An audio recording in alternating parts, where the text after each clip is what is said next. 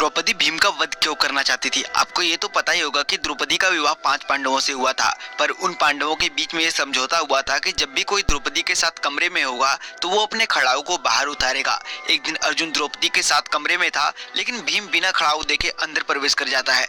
तब भीम देखता है कि अर्जुन द्रौपदी का पांव दबा रहा है। यह देखकर भीम को अत्यंत ही क्रोध आया और उसने अर्जुन पर प्रहार कर दिया।